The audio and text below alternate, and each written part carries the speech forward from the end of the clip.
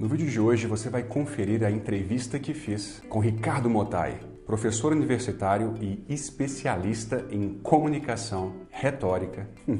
Você vai conferir neste vídeo dicas incríveis de como falar bem em público.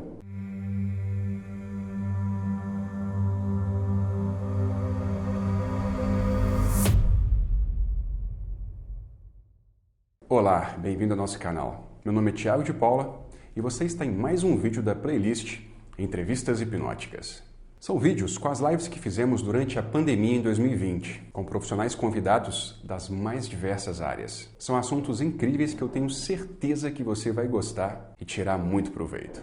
Antes da entrevista de hoje, vai lá, lembra dos 5 passos para que o YouTube entenda que você gosta do nosso conteúdo e te entregue os nossos vídeos sempre em primeira mão. Veja se está inscrito no canal, ativa o sininho, deixa o seu like, comenta alguma coisa e manda o link deste vídeo para uma pessoa, ou melhor ainda, um grupo de WhatsApp. Aí você ajuda o nosso trabalho e ainda mostra para o YouTube que você curte a gente.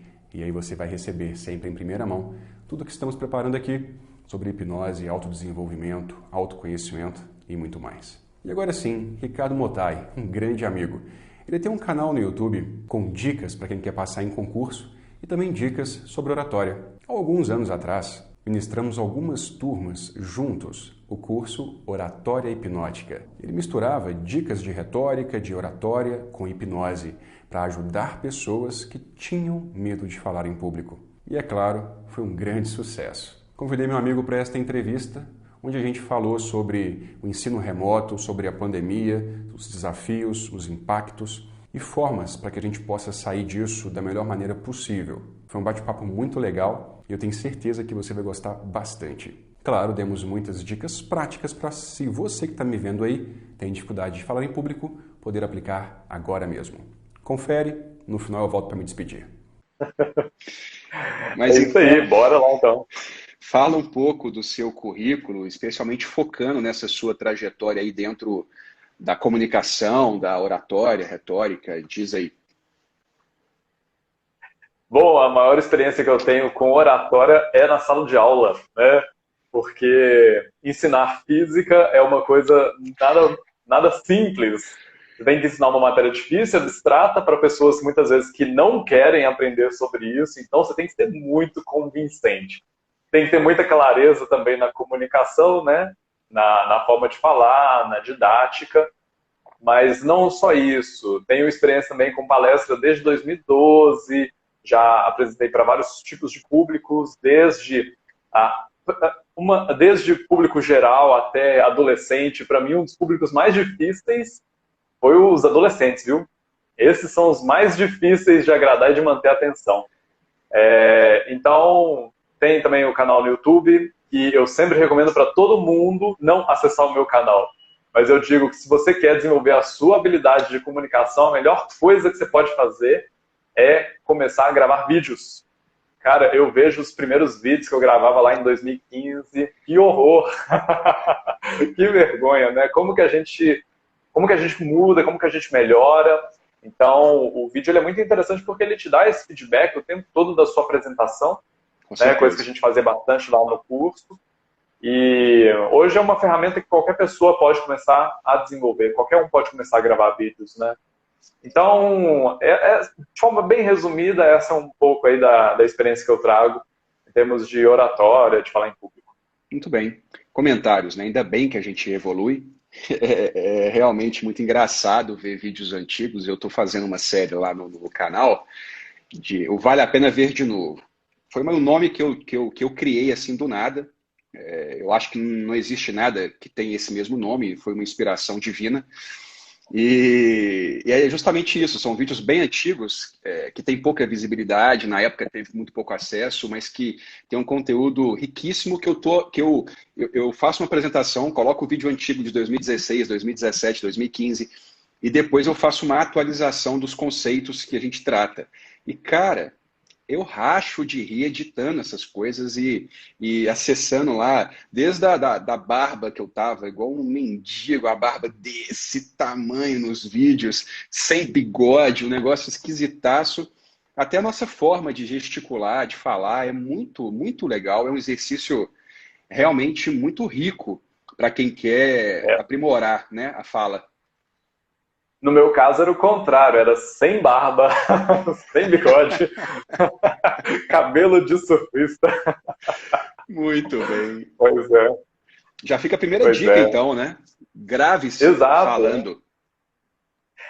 E é interessante como que é desconfortável, né? A gente vê isso nas pessoas que têm que começar a gravar vídeo. Muita gente teve que começar, você estava falando, né, do baixo alcance das lives agora no Instagram, mas o motivo também é pelo fato de a gente ter uma oferta muito maior também agora, né? O que é bom, porque tem mais conteúdo disponível.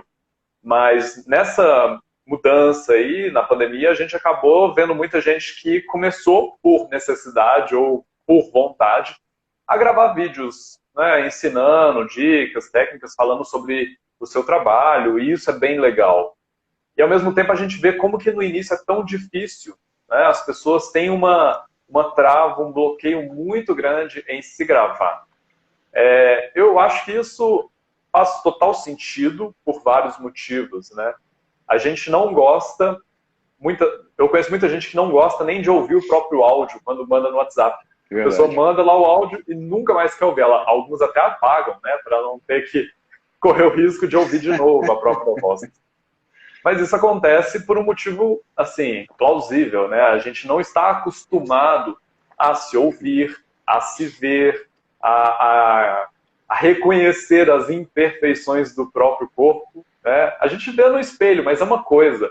Outra coisa é você se ver falando, se ver gesticulando, as expressões faciais que você faz. Então, tudo isso acaba pesando. A pessoa não tem coragem ou não tem aquele impulso, né, de gravar vídeos, e aí, consequentemente, ela perde essa oportunidade. Mas quem começa a gravar tem uma evolução muito rápida. É difícil no início, mas a pessoa começa a perceber os toques que ela tem, né, de fala, os vícios de linguagem. Né, é a melhor ferramenta que tem para você identificar vício de linguagem. Porque numa apresentação oral em público, às vezes alguém fala assim, pô, Thiago, você fala muito né? Seria bom se você prestasse atenção. Aí você pensa, poxa, será que eu falo isso mesmo? Mas eu nem percebi. Não percebeu porque na hora você estava nervoso, estava ansioso, era muita informação para processar. Mas se você grava um vídeo e depois assiste, não tem como negar. Você lá falando, né, Sensacional. Eu tinha um tia-avô que faleceu com não sei se 105 ou 106 anos, né? Viveu muito bem, era um camarada muito culto, gostava muito de colecionar livros, enciclopédias, vinis de músicas clássicas, enfim. E ele tinha um vício de linguagem que era difícil até de entender. A cada 10 palavras, no máximo, ele soltava um compreendeu? Só que era assim, compreendeu? Compreendeu? Então ele falava, blá, blá, blá, compreendeu? E blá, blá, blá, compreendeu? E você imagina um mineiro de idade falando isso, cara. Era incrível, era hilário. Só que isso é muito sério, né? O vício de linguagem é muito sério, que se a pessoa usa demais, você começa a prestar atenção no vício de linguagem, no né, então, compreendeu? E aí você começa mentalmente a contar quantas vezes aquela pessoa está dizendo aquela palavra. E a comunicação que ela preparou, o conteúdo que ela preparou, vai para o espaço, né, cara? É incrível, isso é muito perigoso. Exato. Eu tinha um professor no ensino médio que a gente fazia exatamente isso. Pessoa incrível, super inteligente, e tinha esse vício de linguagem, né? E aí, uma vez a gente foi contar quantos nés ele falava numa aula. Hoje eu acho que houve um exagero, mas na época eu achei bem plausível ele ter falado 126 nés em uma única aula de 50 minutos. Tá vendo? Todo mundo faz isso. Cuidado com seus vícios de linguagem. Todo mundo faz isso. Exato. Muito bom. E às vezes a pessoa tem, assim, ela preparou um conteúdo super legal para falar, ela tem conhecimento, tem domínio de causa, ela sabe falar bem, mas isso acaba prejudicando, né, esses vícios de linguagem. Então, para quem entrou depois, a dica é justamente gravar as suas próprias apresentações, quem sabe até começar um canal no YouTube, ou então começar a gravar stories, né? E você vai começar a perceber esses vícios de linguagem. Talvez você até nem resolva eles, eu ainda tenho os meus, mas pelo menos eu tenho muito mais consciência. E aí, indo nessa linha também, né, uma dica interessante é, em vez de você querer começar um canal no YouTube, que já é uma coisa muito assim, né, um peso, uma pressão, uma responsabilidade muito maior, começa gravando stories. Vídeos aí de 15 segundos com você falando para a câmera, mostrando alguma coisa. Enfim, pode ser uma forma super simples. É uma pressão muito menor, porque você não tem que estar maquiada, você não tem que preparar o cenário perfeitamente, você não tem que ter um roteiro pronto, você não tem que ter muita coisa para falar. O vídeo some depois de algumas horas, então existe uma pressão muito mais leve, uma pressão muito menor em você gravar um stories do que gravar um vídeo para o YouTube. Eu vejo muita gente falando assim, eu quero gravar um curso online. E aí a pessoa é fisioterapeuta, ou então é advogado, ou é contador, ou corretor, enfim. E aí a pessoa quer começar né, fazer um curso online, porque ela vê muita gente fazendo isso. E é realmente uma proposta interessante. Agora, existe uma demanda muito grande, um esforço, uma barreira muito grande para você gravar um curso online. É muito mais interessante, muito mais estratégico você começar gravando pequenos vídeos, postando no Stories, recebendo feedback e incentivo dos amigos, e aí depois você começa a gravar vídeos maiores, né? E aos poucos você vai tendo mais habilidade com a câmera, com a comunicação de uma forma geral, e aí você vai ter muito mais facilidade de gravar um curso online. Perfeito. Deixa eu só registrar aqui, então, um comentário que eu fiz na última live, que essa aqui tem tudo a ver, né? A gente está falando de oratória hipnótica. Quem não ouviu desde o início, é o nome que a gente deu para o nosso curso, que eu ministrei junto com o Motai e com o Douglas há algum tempo.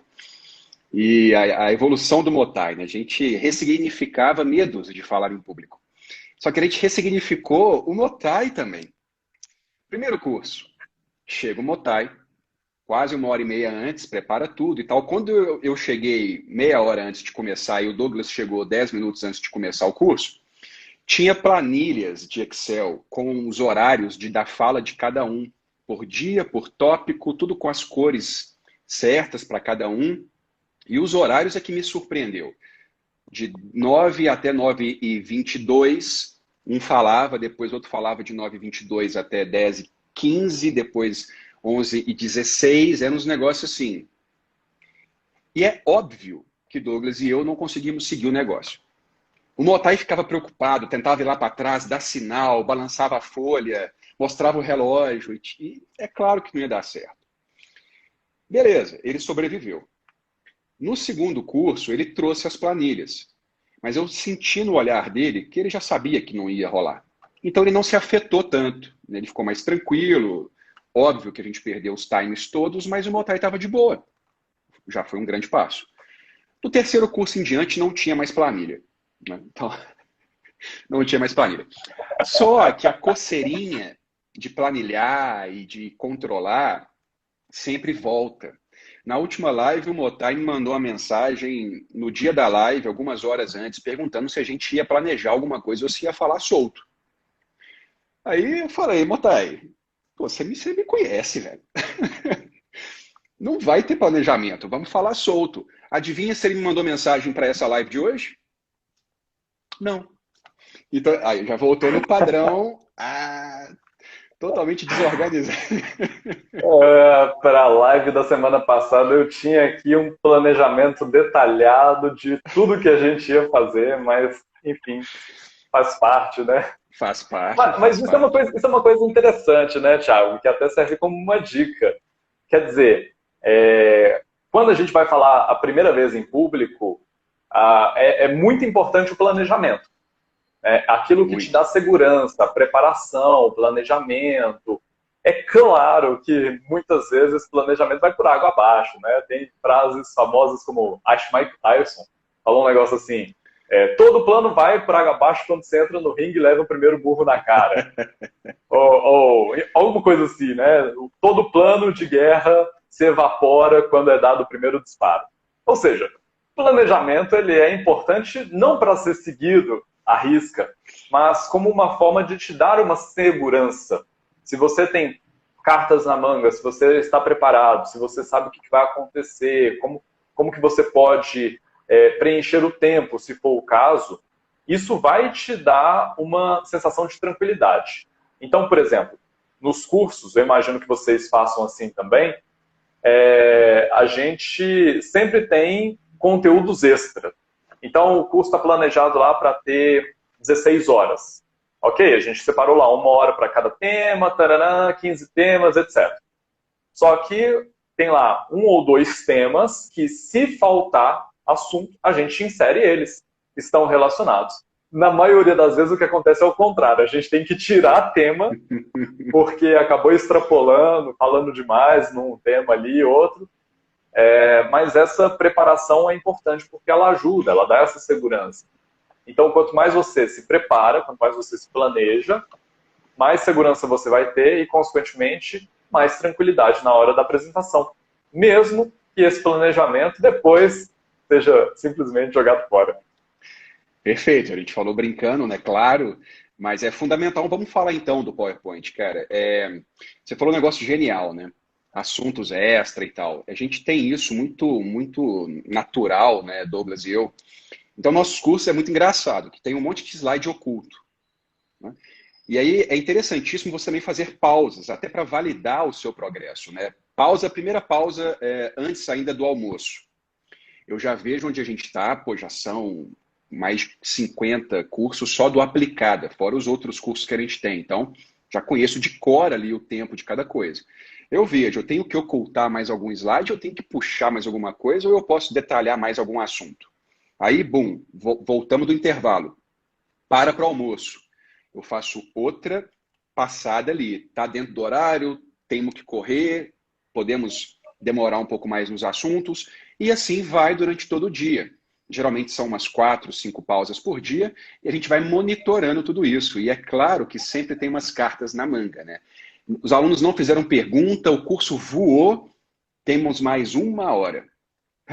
Você acha que o Douglas tem problema com isso? Vai contar a história, vai falar, conversar fiado 1h40. Aí depois tem que mandar ir parar, que já deu, já estourou. O que era sobra já estourou e aí a gente toca o barco. Então me fala aí, Motai, dicas do Motai para um bom PowerPoint. Tá. Antes disso, 2 coisas. Pessoal que está acompanhando a live aí, vamos pedir para vocês, né, mandarem dúvidas, perguntas, comentários aí no chat. Porque esse feedback é importante para a gente, né? Às vezes a gente está falando alguma coisa aqui que a gente super curte, mas para vocês não faz tanto sentido, então a gente quer comentar sobre coisas que são relevantes para vocês. Então, perguntas, comentários, qualquer feedback que vocês puderem dar para a gente aí, joga o coraçãozinho aí, né? Dá uma curtida aí, tudo isso ajuda a gente a saber que a gente está falando sobre a coisa certa para vocês. Ainda sobre essa questão do slide oculto que você falou, Thiago, tem uma coisa muito interessante que muita gente fica com medo na hora de falar em público. Por quê? Vamos supor que você vai fazer uma apresentação de um trabalho na faculdade, ou então que você vai fazer uma apresentação para um cliente. Aí a gente falou da importância da preparação e do planejamento. Ótimo. Você foi lá, se preparou, se planejou, montou uma apresentação, né, mesmo que seja mental, você listou os tópicos que são importantes de falar, você ensaiou, você tentou, enfim, você fez várias versões, ensaiou e aí beleza, você se preparou. Muita gente acaba ficando nervoso porque quando chega lá na hora da apresentação, ela já tem todo um script montado e ela quer seguir exatamente aquele script. Então, se ela começa falando e ela esquece de uma palavra, ela já começa a ficar irritada, ela já começa a ficar nervosa, preocupada. Por quê? Saiu do script dela. Então, como a gente falou, né? O planejamento, ele é importante para te dar segurança, mas não é legal você ficar preso a ele. Eu já vi uma dica de um cara falando assim, não lembro quem agora, mas ele falou, Ensaie, prepare e planeje-se. Escreva o seu discurso, se for o caso. E logo depois rasgue-o. Justamente, né, como o Rodrigo Verdi acabou de comentar aí. É importante ter um planejamento, mas ter essa liberdade. E é legal a gente observar também o seguinte, existe uma diferença entre apresentação e performance. Então imagina o seguinte, imagina que a gente pede o Thiago para tocar uma música aí no saxofone, sei lá, uma música qualquer. Parabéns para você.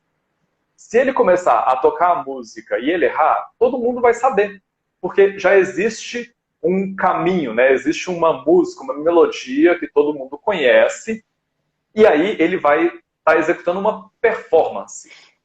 O que é diferente de uma apresentação.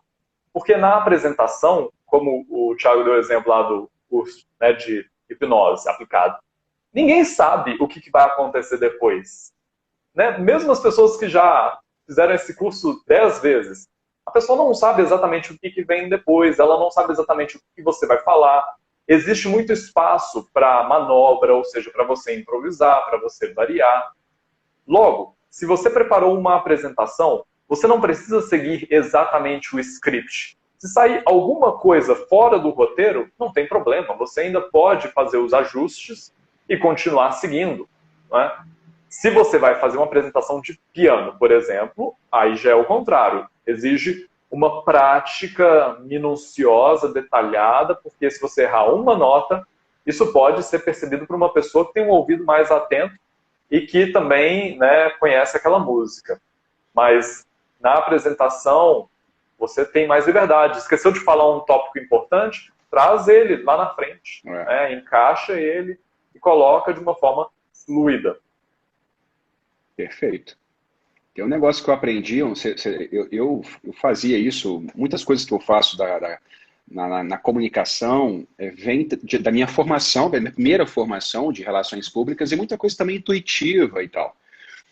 Eu aprendi um nome bonitinho, 7x7, a técnica 7x7 lá do PowerPoint, uma coisa que muito arriscada. O PowerPoint ele pode te ajudar demais ou ele pode acabar com sua apresentação. O PowerPoint ele vem para ser bullet points, pontos para te lembrar um raciocínio, para te fazer seguir uma lógica de raciocínio. E não para você ficar copiando e colando citações, parágrafos, textos, capítulos de livro e colando lá. Porque imagina, né? Você está falando uma coisa, aí você solta lá um slide que tem um texto com as letrinhas desse tamanho assim, o slide inteiro de texto. A pessoa não sabe se olhar lá para sua cara, se ela te ouve ou se ela tenta ler o slide. Aí você vê o povo assim na plateia, tentando ler o slide, olhando para você, tentando ler o slide, e fica aquela coisa mais esquisita, né? Então fala aí do 7x7. Uma dica que eu vi de um cara uma vez muito legal é a seguinte: você tem que sempre se lembrar que você é o centro da apresentação. A gente acaba muitas vezes utilizando o slide como uma muleta. E eu vejo isso direto, alunos fazendo, pessoas fazendo isso em apresentação de uma forma geral. Por quê? A pessoa, às vezes, por falta de planejamento e preparação, ou às vezes por falta de segurança, ela decide o seguinte: não, eu vou colocar tudo no slide, porque aí se der qualquer zebra, se eu esquecer, se der branco, eu leio. Né? E ótimo, é uma muleta maravilhosa. Só que o problema é que quando você depende da muleta, você não consegue ter fluidez no seu caminhar, você não consegue correr se for necessário. Ou seja, a muleta pode te atrapalhar. Então, em vez disso, tem um recurso muito interessante, que eu já vou falar sobre ele. Em vez disso, é muito mais interessante você usar o PowerPoint como um guia e não uma muleta. Ou seja, eu gosto muito de, em apresentações, palestras, de uma forma geral, colocar, às vezes, uma palavra só no slide, de forma que ela represente a mensagem que eu quero passar naquele momento. Os slides são muito bons para você utilizar também imagens, para você até criar uma certa interação com o público, né? Um exemplo interessante eu vi esses dias. O cara dando a palestra, aí ele falando sobre relacionamentos. Aí ele colocou uma tabela, numa das colunas tinha o nome da esposa dele, Laura, no outro nome tinha o nome dele, Daniel, e aí ele foi falando situações que acontecem no dia a dia. Então, por exemplo, se Daniel está errado e Laura está certa, então aparecia lá na coluna Daniel errado, Laura certa. Se Daniel está errado e Laura está certa, Laura está certa. Se Daniel está certo e Laura está errada, Laura está certa.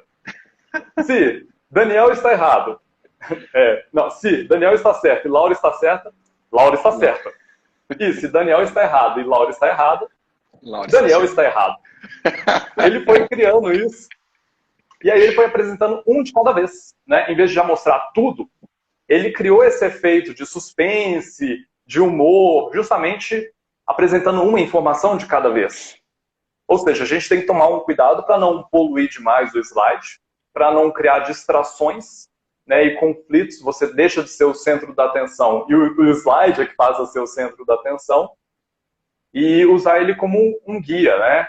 Ou seja, uma forma de te lembrar dos pontos importantes, de criar uma interação, de mostrar imagens, gráficos, tabelas, quando for o caso, ou, enfim, mesmo diagramas, coisas que, falando, é muito mais difícil. Aqui, por exemplo, é muito mais difícil você visualizar a tabela com Daniel e Laura e tudo mais, né? Porque a gente não tem o recurso visual. Então, o PowerPoint te ajuda nisso. Tá? Mas sempre lembrando que o slide é um guia e não uma muleta. Você é o centro da apresentação. Com certeza já aconteceram várias situações com você, né, Thiago, e com o Douglas também. Uma vez eu tive que dar uma palestra, e aí foi lá no Floresta, estava chovendo, caindo no céu, e a gente esperando o pessoal chegar, todo mundo chegando ensopado por causa daquela chuva. De repente a luz acabou. Como é que você passa PowerPoint? Como é que você passa PowerPoint? Eu poderia virar para todo mundo que estava ali e falar assim, sei lá, 30, 50 pessoas, falar, gente, vocês estão vendo aí, né, a luz acabou, então vamos fazer o seguinte, vamos remarcar, todo mundo volta para casa, depois a gente marca outro dia. Claro que não, já estava todo mundo lá, todo mundo molhado por causa da palestra, vamos fazer. Aí pedi todo mundo para ligar lá a lâmpada, né, a câmera, lanterna do celular, para vir iluminar lá na frente. Usei os slides só para eu acompanhar lá, porque o meu notebook ainda tinha bateria. Faltando 10 minutos para acabar, a luz volta. Ou seja, mesmo se você não tiver os slides, você tem que ser capaz de fazer a sua apresentação, passar a sua mensagem. Isso é que importa. As pessoas estão ali para isso, né? Se você depende demais do slide direto, a gente vê pessoas gastando 20, 30 minutos tentando só ligar o PowerPoint, e aí acontece um monte de problema. Enfim, isso aí acaba sendo falta de consideração por aquelas pessoas que estão ali para te ouvir, né? Perfeito. Muito bem. E aí o 7x7, que eu descobri lá como botar o nomezinho bonitinho, use no máximo 7 linhas e contendo mais ou menos 7 palavras em cada linha, em cada tópico que você colocar. Muito bem, Motai, falando em muleta, outra coisa também muito complicada que as pessoas geralmente usam como muleta é aquela coisa, né? O que fazer com as mãos? Aí uns falam, segura uma caneta, outros falam, segura um papelzinho, outros falam, não movimente, imagine um quadrado, e aí vem um monte de teoria, um monte de coisa. O que você acha? O que você acha que é legal de passar aí para o pessoal em relação às mãos? O que fazer com as mãos ao falar em público? Eu acho que é muito importante naturalidade.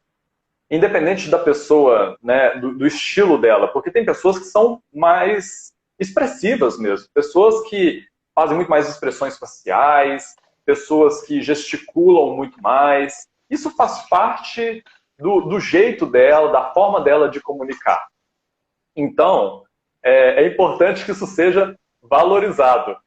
Aí começa a rolar o far away galaxy. Então é importante a pessoa ser autêntica, né, com o jeito dela de se comunicar. Quer dizer, tem pessoas que são mais contidas. Você vê, por exemplo, uma palestra do Leandro Carnal. Tem gente que não gosta, tem gente que gosta, mas só pegando um exemplo que ele é um palestrante reconhecido e bastante conhecido no Brasil. Ele é um cara muito mais contido. Você vê pela postura dele, pelo tom de voz, pela gesticulação. Ele é um cara muito mais centrado, né? E se ele começasse a gesticular demais com as mãos, isso soaria estranho. A gente já tem uma imagem que a gente espera dele, né? E, consequentemente, a gente já espera que ele se comporte daquele jeito. Se ele variar demais, se ele mudar demais, vai soar estranho. E aí a gente desfoca da mensagem e passa a focar nos gestos.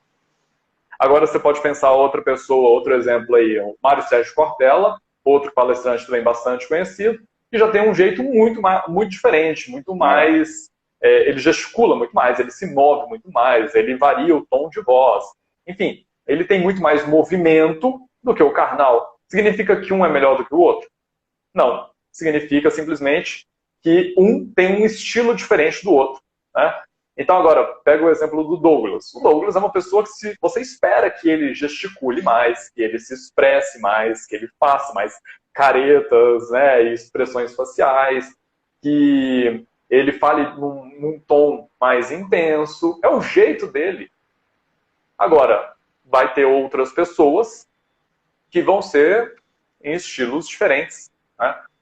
Ou seja, o mais importante do que seguir uma técnica é usar a técnica como um suporte, mas ser autêntico, ser natural, isso é importante, né?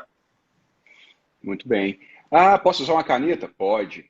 Mas aí, pelo amor de Deus, se for aquelas canetinhas que faz isso aqui, ó. Não fica fazendo isso a palestra inteira, porque, olha só, como é chato.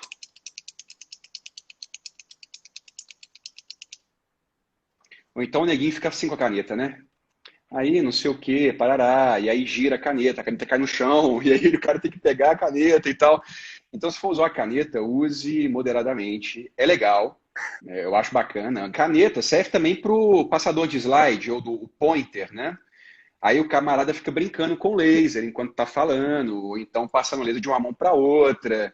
E aí começa a chamar a atenção para o objeto e não para você. E o Motai já falou muito bem que você deve ser o centro das suas apresentações. Posso usar uma folha? Pode. Inclusive, se tiver anotações, pode ser com anotações ou pode ser uma folha falsa, em branco, só para você ter uma desculpa ali, né, do que fazer com as mãos. Só que eu não vou ter uma folha... Ah, tem uma folha aqui. Tem uma conta aqui. Aí você fica assim no palco, ó. Tremendo de ansiedade ou sei lá, medo de estar ali. E aí o que as pessoas vão fazer? Vão olhar para a folha, tremendo, e não para você. Então, tudo pode, mas nem tudo convém. Aí você precisa perceber no que o Motai acabou de falar, no seu perfil, nas suas capacidades, potencialidades e limitações, né? Posso usar o microfone? Exato. Pode, mas aí fica com o microfone, né? Rodando o microfone quase, se for com fio, de tanto que brinca com o fio do microfone. Ou começa a falar com o microfone aqui assim na frente da boca, que não dá para ouvir nada, parecendo um cantor de rap. Ou começa a falar com o microfone pertinho, vai afastando e a voz da pessoa vai ficando baixinha, e no final ninguém está ouvindo nada que a pessoa fala. Às vezes, muita informação só complica, né, Motai? Exato, exato. Mas isso que o Rodrigo comentou aí é fundamental, né? Tem que focar no conteúdo, os gestos. Você tem que pensar o seguinte, qual é a mensagem que você quer passar? O que você quer impactar? O que você quer transformar naquelas pessoas que estão te ouvindo? Qual é o objetivo da sua fala? A partir do momento que você estruturou e tem muito claro isso na sua cabeça, qual é o seu objetivo, então você vai simplesmente moldar a sua apresentação, você vai construir a sua apresentação de forma que aquela mensagem seja passada. Ou seja, se você quer causar uma reflexão, você vai adequar o seu tom de voz, a sua gesticulação, os seus slides, você vai adequar tudo para levar a essa reflexão. Se você gesticular demais, você corta o objetivo da reflexão. Por outro lado, se o seu objetivo é motivar, ou se é fazer, por exemplo, as pessoas se engajarem num projeto, Então você precisa transmitir energia na sua comunicação. E aí você adequa a gesticulação, os slides, a sua forma de vestir, a sua forma de se posicionar. Tudo acaba sendo adequado àquele objetivo. A mensagem é o mais importante, né? Então, a gente precisa ter isso em mente. Folha, você comentou aí da folha. Eu já fiz apresentações em que eu levava uma cópia, né, uma anotação, assim, eu escrevia um arquivo no Word com várias dicas e ele ficava lá segurando, ou então deixava em cima da mesa. Eu percebi que, para mim, não funcionava. Porque sempre que eu queria consultar alguma coisa, eu ficava perdido na folha.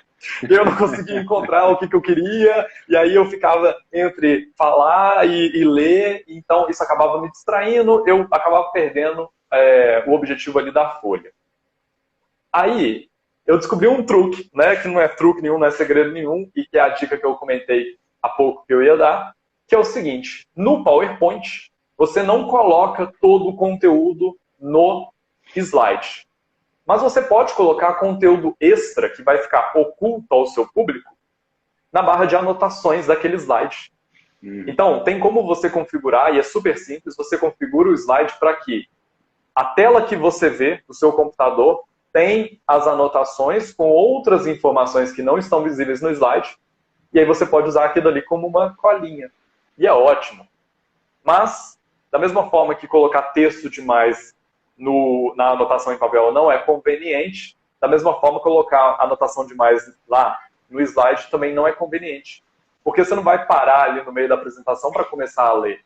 Então eu gosto muito de usar essas anotações para colocar informações concisas. Por exemplo, teve um experimento que comparou 2 grupos de pessoas que estavam apresentando em público. E aí, esse experimento foi realizado em 1983. Ele lidou com 25 mil pessoas, e aí ele percebeu que metade das pessoas que usavam slide tinham resultado X. Tudo mentira isso aqui, né? Não existe nada disso. Mas esses números, o ano em que foi realizado o experimento, o número de pessoas que participaram do experimento, os resultados que foram obtidos, eu coloco tudo lá nas anotações, porque eu não vou ficar lembrando dessas coisas. Então eu coloco tudo lá nas anotações.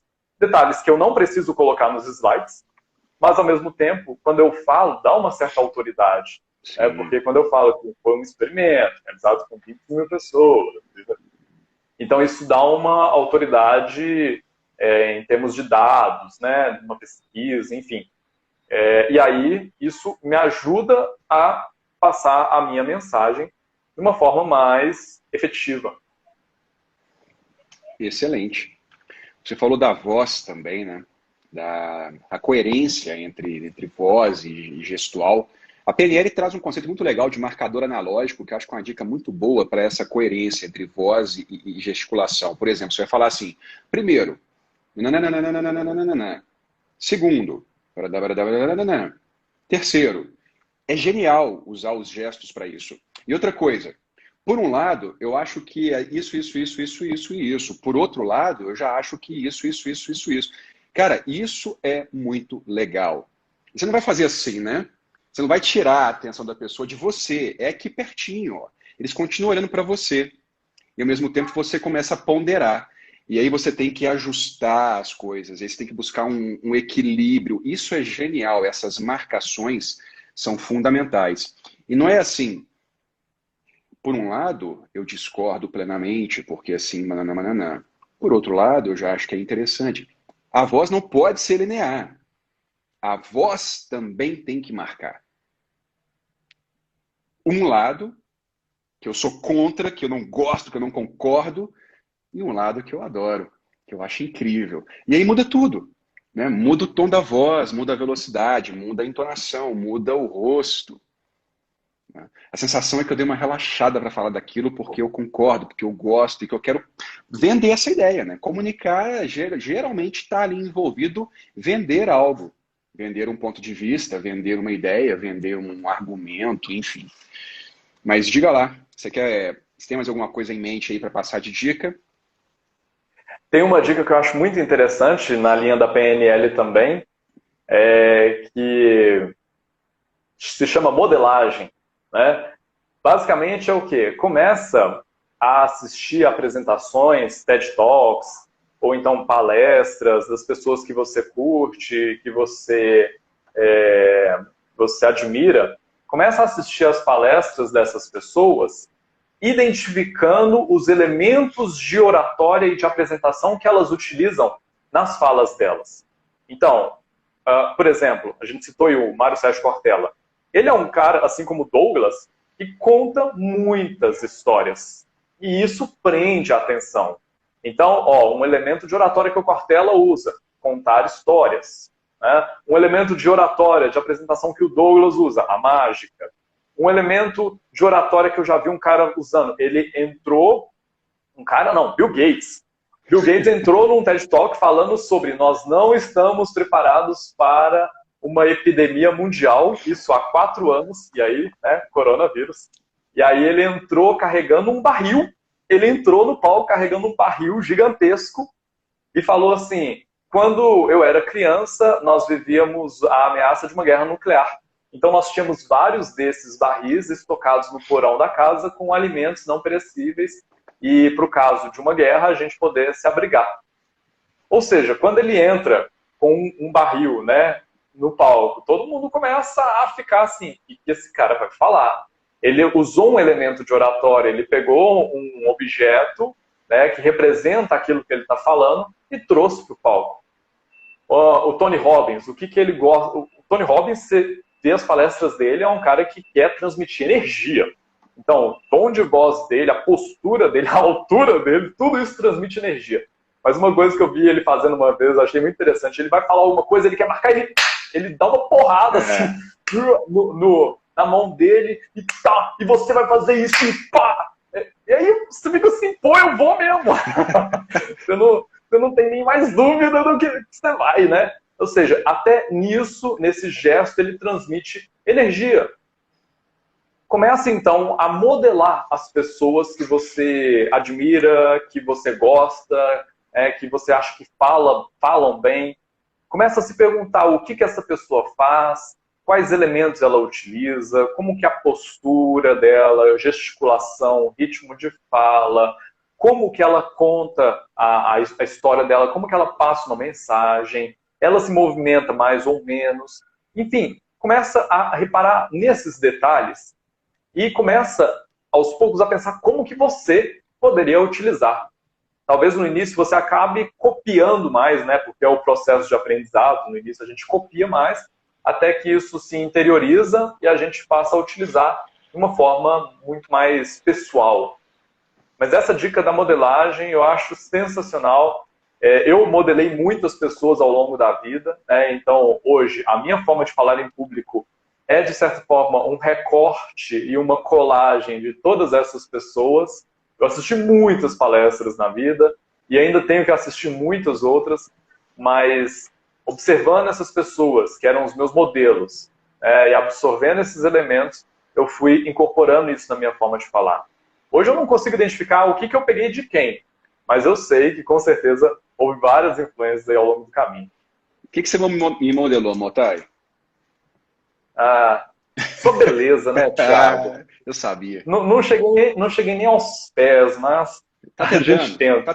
Tá tentando. É isso que importa. É um caminho, né? Um caminho. Pois é, eu te modelei, cara. Na verdade, eu fazia isso aleatoriamente e depois que eu vi você fazendo isso, eu assimilei e coloquei na minha forma especialmente de dar cursos. Que são as perguntas, às vezes, retóricas, né, para manter o feedback da galera. Por exemplo, faz sentido para você isso? Essa eu acho genial. Né? Às vezes você nem quer a resposta, às vezes você não vai nem esperar a resposta, mas a pessoa já começa a trazer a atenção de novo. Peraí, uma pergunta, o que é? E aí ela começa a refletir e você captou de novo ali a atenção. Eu achei isso genial. Te modelei nisso aí, tá vendo? E eu modelei outra pessoa. Eu vi outra pessoa fazendo isso, pensei, pô, é muito mais interessante eu falar faz sentido do que eu falar entendeu? Sim. Ou, não é? Não é? Não é mesmo? E aí eu comecei a usar isso, então. Agora, rapidinho, só para fazer um negócio aqui interativo com a galera que está assistindo a gente, como que as marcações na voz e tal influenciam? Vou falar uma frase. Eu não disse que ele roubou a bicicleta. Vou falar outra frase. Eu não disse que ele roubou a bicicleta. Vou falar outra frase. Eu não disse que ele roubou a bicicleta. Vou falar outra frase. Eu não disse que ele roubou a bicicleta. Outra. Eu não disse que ele roubou a bicicleta. Mais uma. Eu não disse que ele roubou a bicicleta. Se você não percebeu a diferença, depois manda um direct lá no hipnotista que eu vou explicar. Mas é incrível como que muda o sentido das coisas. É genial, né? Eu acho esse exemplo excepcional. Nossa, ele é muito legal, porque faz a gente perceber realmente como que o tom de voz, né, faz com que a gente dê interpretações completamente diferentes. Quantas vezes, né, sei lá, sua namorada, seu namorado, sua esposa, seu marido, virou para você e falou assim, tá tudo bem? E aí você fala assim, não, tá tudo bem. Por quê? Não, sei lá, achei sua voz meio estranha. Às vezes é um detalhe sutil, uma variação sutil na forma como você fala, que faz com que a pessoa entenda de uma forma completamente diferente. E isso faz a gente pensar também, né, sobre as comunicações que a gente tem hoje por mensagem. Então, você vai lá e manda um WhatsApp para a pessoa. Quantas vezes já aconteceu de você mandar um WhatsApp falando uma coisa, a pessoa entender outra e te responder outra ainda? Isso acontece justamente porque nas mensagens escritas a gente acaba perdendo um pouco, né, dessa parte da comunicação. Então, é importante quando a gente estiver comunicando alguma coisa que seja muito relevante, a gente preferencialmente conversar por voz, seja ligando, seja mandando áudio.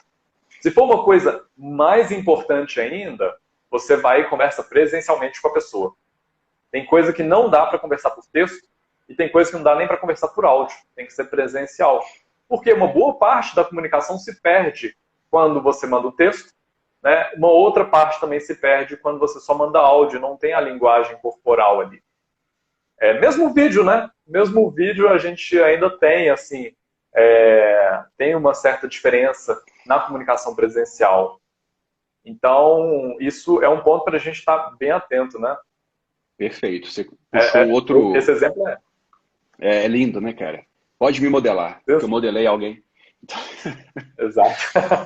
Você puxou um outro assunto aí que é fundamental. E aí eu vou até falar do título que eu coloquei na live. Eu tive que corrigir o título, um erro grave.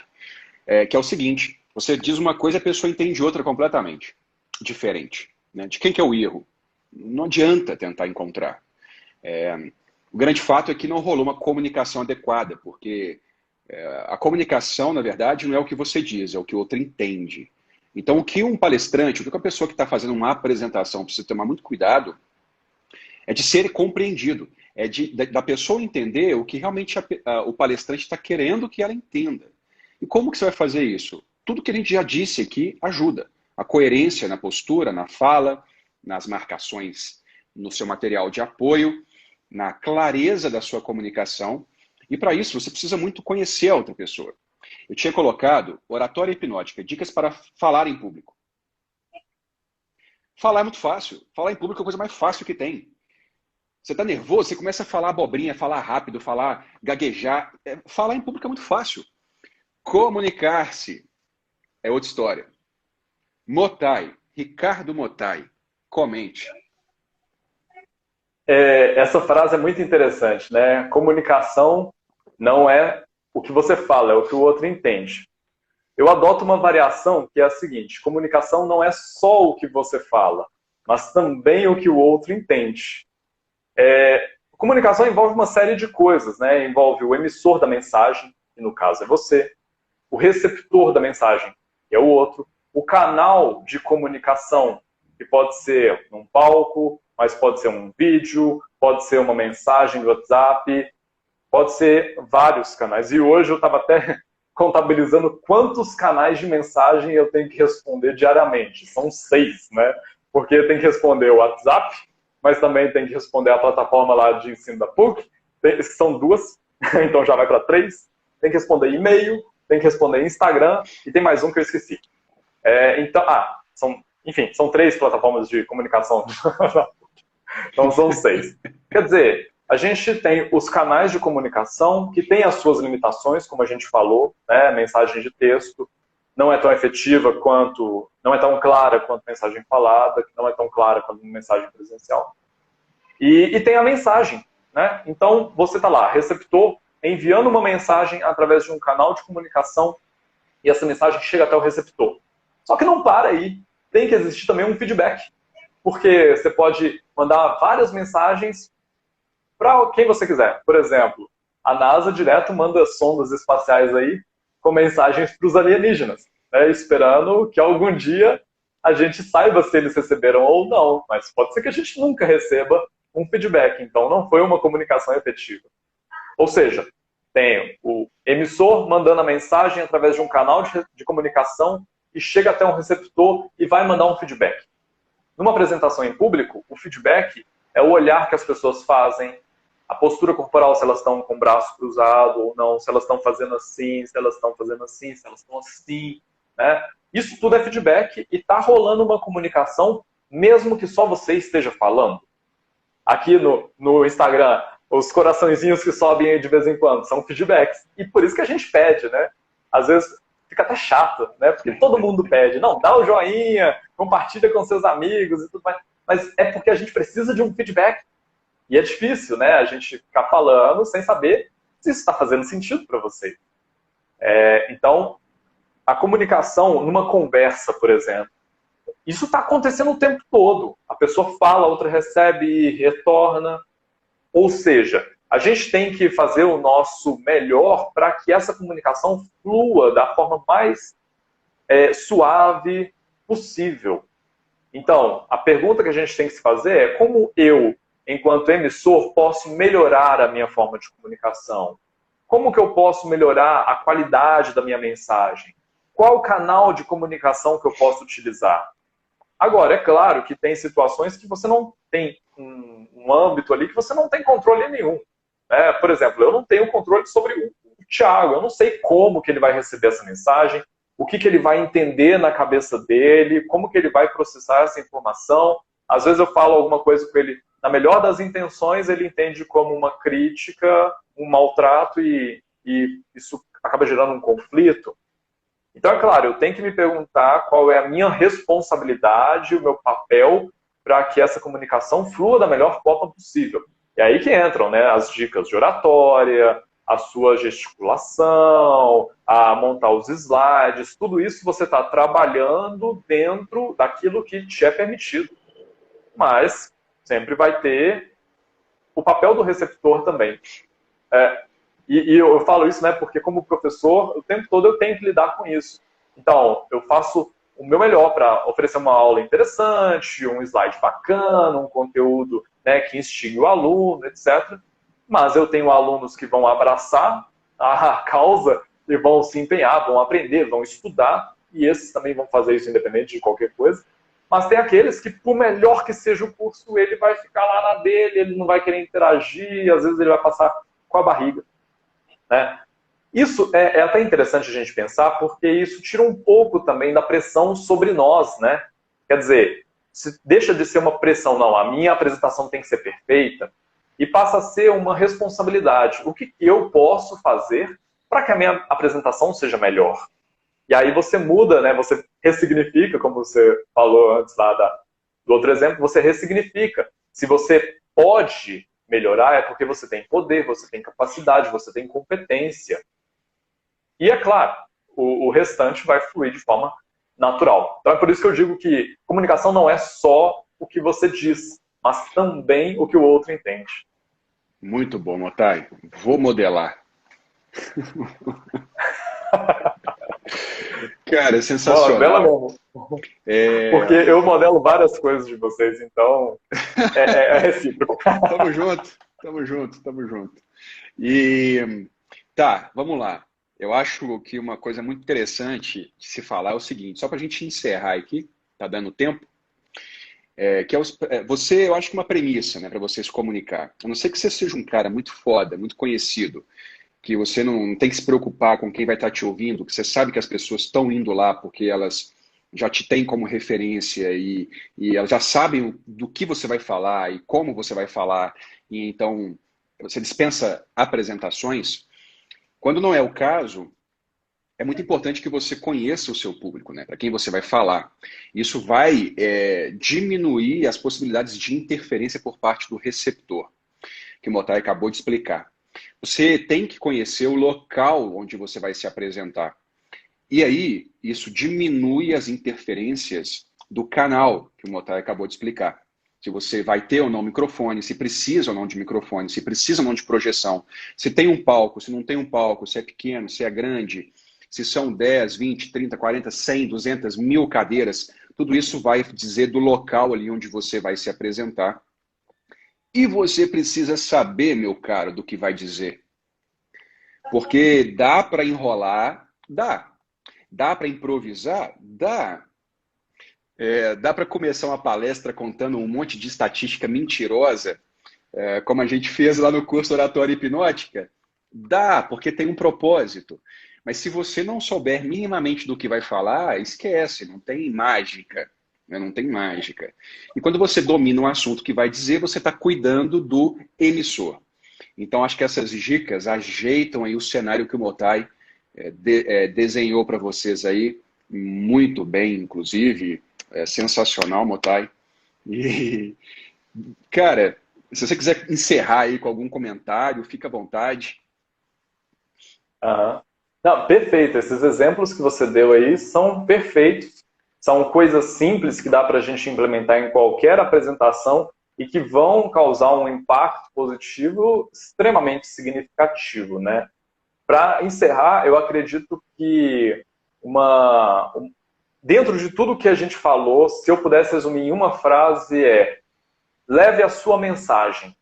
Quando você tem uma mensagem clara, se você tem um propósito para aquela mensagem, se ela é significativa para você e para as outras pessoas, mesmo que esses elementos externos, esses adornos, eles não estejam o mais adequado possível, eles vão chegar até a pessoa. A gente tem exemplos de pessoas que falam de forma gramaticalmente incorreta, pessoas que às vezes são gagas, pessoas que nem mesmo falam, né? Como a gente tem o exemplo da Ellen Keller, ou o exemplo do Nick Birsik, que eu nunca sei falar o nome dele, que é aquele cara que não tem nem braços e nem pernas. Mesmo com as limitações, como é que o Nick vai gesticular? Não tem para ele, gesticular com a mão não é um problema, porque né, ele não tem nem mão. Mas a mensagem dele chega até as pessoas. O Nick mesmo é um cara que lota estádio com 50 mil pessoas, coisas que muitos artistas né, sonham em fazer, e ele vai lá, lota o estádio, por quê? Porque a mensagem dele chega até as pessoas. Então, cuide, trabalhe, empenhe-se na sua mensagem. Leve uma mensagem que vá realmente transformar a vida das pessoas. E transformar não significa necessariamente né, ser uma palestra motivacional que vai fazer as pessoas chorarem. Às vezes, se você tem uma mensagem clara numa reunião de trabalho que você quer passar, você vai passar ela da melhor forma possível. Pode ser uma reunião ultra técnica, mas se a mensagem para você é clara, se o seu objetivo é claro, e se você quer que aquilo atinja um propósito maior, você vai conseguir. Mesmo em uma reunião técnica, aquela reunião naquela empresa não está acontecendo de forma solta, né? Existe um propósito, uma missão da empresa por trás. Ela impacta a vida das pessoas de alguma forma. Então, quando você faz com que aquela reunião se torne efetiva, os profissionais trabalhem de forma melhor, mais eficiente, né, produzam melhores resultados, quem vai ser beneficiado com isso são as pessoas lá na ponta. Então, sempre você vai estar passando uma mensagem. Dedique-se a ela e, com certeza, né, o resto vem naturalmente. Lindo, Motai. Muito bom. E é isso, eu espero que tenha gostado deste vídeo. Lembre-se dos 5 passos para ajudar a gente. Ajuda muito, não custa nada. verifica se está inscrito no canal, ativa o sininho, deixa o seu like, comenta alguma coisa, compartilha esse vídeo, manda para um amigo. Siga-nos também nas redes sociais, porque sempre preparamos promoções exclusivas por lá e você pode ganhar até uma bolsa de estudo com 100% off para fazer nossos cursos presenciais na faixa. E as informações para falar com o Ricardo Motai também estão aqui embaixo na descrição deste vídeo. Lembre-se, vídeos novos todas as terças e quintas, sempre às 18h30. Até a próxima e durma!